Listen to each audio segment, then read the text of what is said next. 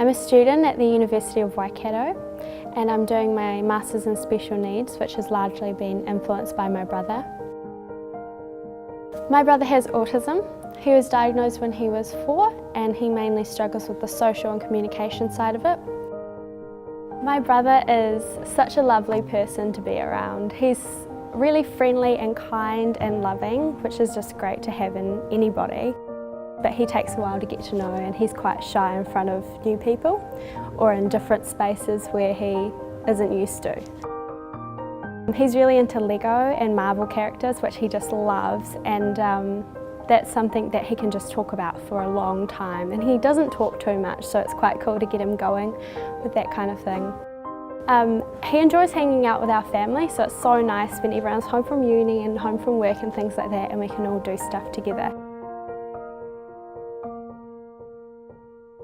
I got involved with Parent to Parent straight after leaving school.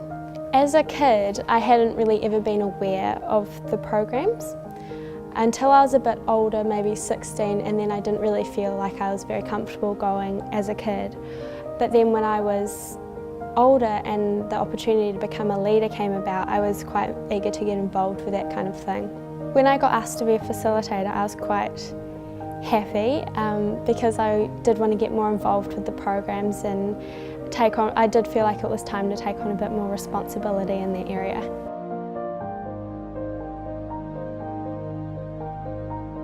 Something that really stood out for me was there was such a need for it. There was such a niche in the market for siblings of children with disabilities, because a lot of the time these kids do get overlooked, or they might not get as much attention, or they just want someone else to talk to who has similar experiences. Because in reality, you can study something all you like, but if you haven't lived it, you can't really understand what they're going through. And I think the fact that siblings running this for siblings was just such a great idea.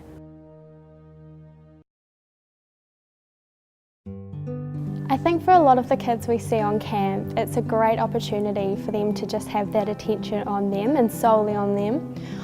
Often when you have a sibling with a disability, a lot of attention from teachers, parents, other family members, therapists, anyone, the attention is solely on them, and sometimes the other siblings can get left on the wayside. It's just how it works sometimes.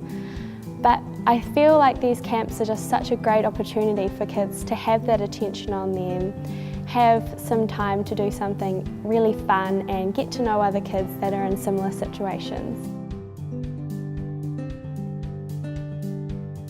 Aside from the workshops, we have a huge range of other activities that the kids love to get involved in. It always depends on what camp we're actually on, but some of the favourites have been abseiling, rock climbing, kayaking. There's usually a water slide or mudslide.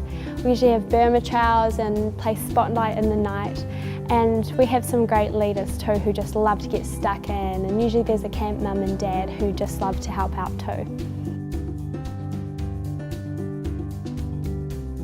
I've been involved with the camps for about 5 years now, and I find it such a rewarding experience seeing how the kids can progress, and I see the same kids come back year after year, and I notice how they completely change in terms of developing their leadership skills and confidence, and I find that so many kids just want to keep coming back because they have such a good time while they're there.